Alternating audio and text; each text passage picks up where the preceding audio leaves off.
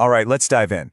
In the world of AI video, 2025 is shaping up to be the year of the titans. We're talking about OpenAI's Sora 2 going head-to-head with Google's Veo 3.1. But this is way more than just a tech showdown. For creators like you, this is about a really fundamental choice, one that's going to define how you bring your vision to life. And really, it all boils down to this one question. Are you trying to capture reality, like perfectly, or are you trying to build a world straight from your imagination? Your answer is pretty much going to point you directly to the right tool. So, how did we even get here? I mean, it feels like just yesterday AI video was this kind of quirky experiment. Now, it's a full-blown text-to-cinema system. And in this brand new landscape, two giants have emerged, and they each have a very, very different idea of what AI video should even be. This right here? This frames the entire debate perfectly. Just think of Sora 2 as a physics engine. It's obsessed with getting the real world right, down to the last detail. And then you've got Veo 3.1, which is much more of a storytelling platform. It's designed to give you, the director, control over the narrative from start to finish. And that's really the key takeaway. This whole explainer isn't about crowning a winner. It's about empowering you, the creator, to find the absolute perfect match for your specific project, for your unique vision.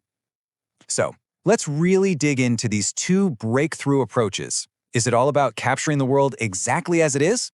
Or is it about crafting the world exactly as you want it to be? See, Sora 2 is built to capture reality with this breathtaking accuracy, because at its core, it understands the physics of our world.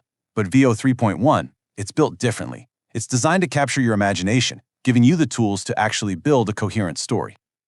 People are calling Sora 2 the GPT 3.5 moment for video. And for good reason. Its breakthroughs are absolutely stunning. We're talking native audio generation with perfect lip sync, a physics engine that actually gets gravity and collisions right, and the ability to keep your characters and lighting consistent. It's a massive, massive leap in realism. Veo 3.1, on the other hand, is laser-focused on the narrative. It lets you edit at the scene level, using reference images. Its Extend feature lets you create videos that are over a minute long and actually make sense from one moment to the next. The whole system is built for creating sequences of shots, not just one-off perfect clips. Okay, so let's get into the why. Why are they so different? Well, the outputs we see are a direct result of how these models are built. Their internal architecture, the way they're put together, dictates their creative strengths. So, Sora 2's secret is its physics-first approach. It's not just guessing what a bouncing ball looks like. It is literally calculating the trajectory using actual principles of gravity and friction. That is why its water ripples and object collisions feel so incredibly real. Veo 3.1 uses something called cinematic motion planning. It's basically optimized for all those director-style camera moves we love. Smooth pans, dolly shots, big crane shots. Its #1 priority is the macro storytelling, making sure your character looks the same and the lighting matches from that big wide shot all the way to the close-up. Okay, enough of the techie background. Let's get practical. How do you actually choose between them? This part is your guide to making the right call for whatever you're working on next. First up, speed. And honestly, this is a game changer. Sora 2 is an absolute powerhouse. It generates video 40 to 50% faster than Veo 3.1. Now think about that for a second. In a workflow where you are constantly tweaking prompts and trying new things, that speed advantage could save you dozens of hours. This table here breaks it down really nicely. And you can start to see a pattern, right?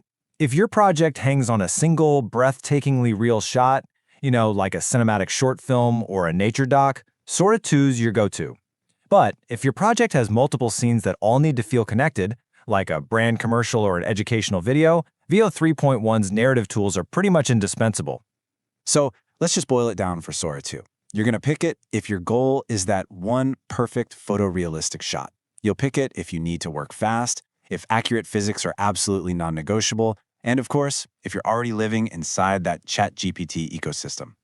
And on the flip side, you'll go with Veo 3.1 if your project is all about the story.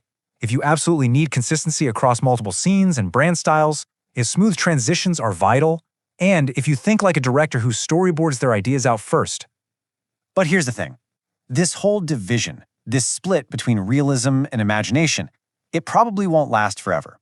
The future of AI video is almost certainly going to be a blend of both. Yeah, the whole industry seems to be heading towards this great convergence. We're moving towards a future where one single unified architecture is going to give us the best of both worlds. This timeline really lays it out. Right now, in 2025, we're in this age of divergence. But look ahead, just a year or two to 2026 and 2027, and the prediction is convergence. We're talking hybrid models that merge Sora's incredible physics with Veo's narrative control. And this, right here, might be the most important takeaway for your own work. The best creators, they're not going to pick a side. They're going to master the entire workflow. They'll understand when to be the physicist and when to be the director, choosing the right philosophy for the right moment. Which kind of leaves us with one final thought, doesn't it? As these unbelievably powerful tools eventually merge, combining perfect realism with total creative control, what's going to be the real bottleneck? Is it going to be the technology itself, or will the only true limit be our own imagination?